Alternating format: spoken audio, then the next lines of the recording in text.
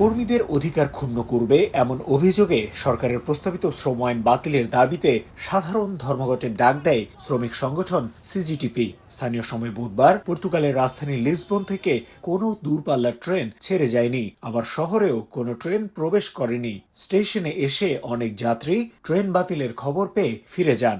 ধর্মঘট সফল করতে স্টেশনগুলোতে সক্রিয় ছিলেন ইউনিয়নের সদস্যরা।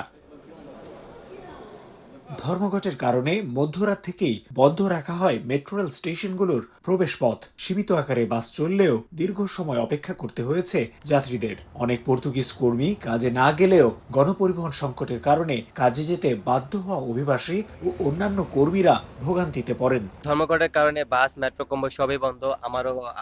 আমাদের সবাই কাজে আসতে আজকে সমস্যা হচ্ছে। আশা করি সরকার এর দিকে বিশেষভাবে নজর করবে এবং এটাকে সলভ করার চেষ্টা করবে। শুধু লিসবন নয়, দেশের বিভিন্ন শহরেও ধর্মঘটের প্রতি সমর্থন জানিয়ে কর্মবিরতি পালন করেন নার্স, চিকিৎসক সহ বিভিন্ন পেশার মানুষ। সিজিটিপির নেতারা বলছেন, শ্রমিকদের ব্যাপক অংশগ্রহণই প্রমাণ করে নতুন শ্রম আইন জনগণ মেনে নিতে প্রস্তুত নয়।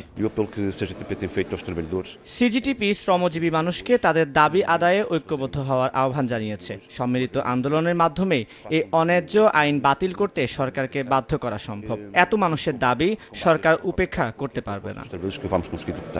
ধর্মঘটের সবচেয়ে বড় প্রভাব পড়ে লিসবন বিমানবন্দরে। বাতিল করা হয় ৫ শতাধিক ফ্লাইট। নির্ধারিত দিনে ভ্রমণ করতে না পেরে চরম দুর্ভোগে পড়েন যাত্রীরা। এছাড়া শিক্ষক ও শিক্ষা খাতের কর্মীরাও ধর্মঘটে অংশ নেয়। দেশের অধিকাংশ শিক্ষা প্রতিষ্ঠানে পাঠদান বন্ধ ছিল। দুটি সাধারণ ধর্মঘটে বিপুল আর্থিক ক্ষয়ক্ষতির পাশাপাশি আইনটির বিপক্ষে দেশটির অধিকাংশ শ্রমজীবীর অবস্থানের পরেও সরকারের অনড় অবস্থানকে অত্যন্ত দুঃখজনক বলছে সংশ্লিষ্টরা।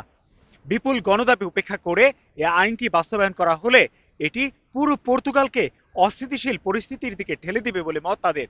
তাই অন্তত আজকের এই সাধারণ ধর্মঘটের পর সরকার তাদের এই সিদ্ধান্ত থেকে সরে আসবে বলে প্রত্যাশা তাদের। তারিকুল হাসান আশিক, সময় সংবাদ, লিসবন, পর্তুগাল।